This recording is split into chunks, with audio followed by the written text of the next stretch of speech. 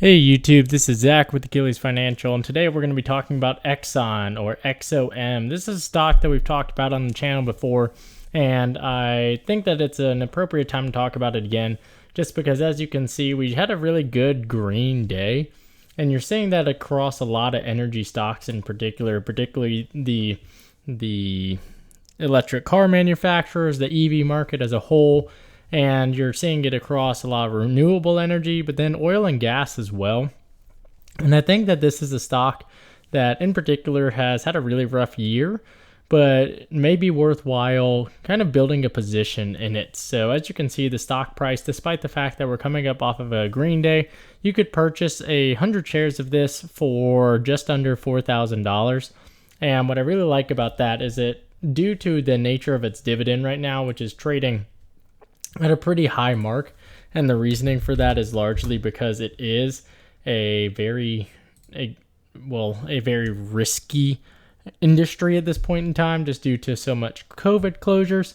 As you can see, you're still looking at bringing in an additional $348 a share, and if they were able to survive this far without cutting the dividend, I anticipate that this stock will stay at that point in time. So right now, you're looking at a really nice dividend of 8.84%, which is very, very attractive, particularly off a $4,000 investment. So instead of just sitting on cash right now, I do think that this is the move, is to go ahead and make that investment. So, however, if we are just looking at some of the other underlying fundamentals, they have a really strong fundamental position. And what I mean by that is their debt in particular is incredible right now in terms of how they're able to manage that. You can see that even though they have lost some of their cash and short-term investments, they've still maintained an overall pretty high liquidity position, despite the fact going into a lot more debt. So the equity is still high. Debt is rising, but I'm still not overly worried about that because the money is still coming in. And you can see some of that information here. If we look at some of this on the quarter by quarter basis, you can see that although this year has been a struggle, they've still continued to pay that dividend, and it looks like the gap is weakening here. So I'm hopeful that some of this profitability returns as you see some of the optimism surrounding the vaccine progress and just the commodities market in general. So the fact that they have a really low debt to equity ratio, which is really good, points to the fact that they're going to be able to keep paying this dividend. Even though revenue fell by a lot of money, costs fell as well. So from a price to earnings perspective, I also think that the company is continuing to behave in a very favorable manner. You can see price to earnings with the industry not exactly having a great year. They continue to perform at a very high level, which is again in a solid percentage, that you see that they're trading at a 61.57 PE ratio. Their price to sales much lower, although I will highlight that they are selling a lot more than most people in their industry. And again, you can see some favorable metrics below as well. That's some of the advantages, I think, of the overall XOM or Exxon approach, is the fact that you can get a pretty solid dividend for a relatively cheap entry price. Again, $4,000, while not inexpensive, is definitely doable for the average investor.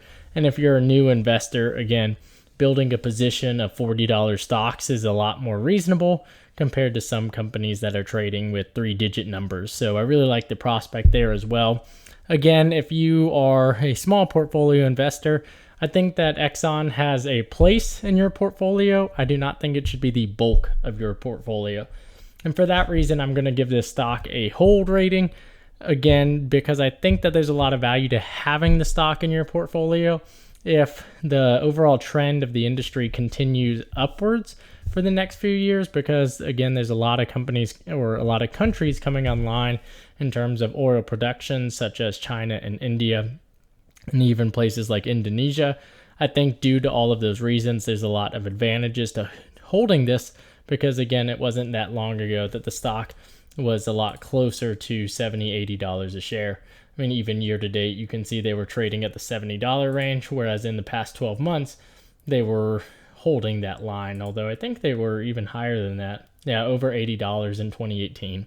So with all of this noise up here, I think there's advantages to holding the stock because, again, if you're able to climb from $40 to $50 over the course of the next year and get paid $350, $370 as a result of the dividend, there's a lot of value there. So that's what I'm going to be looking for. That's the potential play that I'll be looking at, is can I add a couple hundred shares or just 100 shares into the portfolio and ride it for the better part of the next year. So that's what I'm looking at. I hope you found this content helpful. And if you found this content helpful, please leave a like and subscribe. Thanks, everyone. Talk to you later. Bye.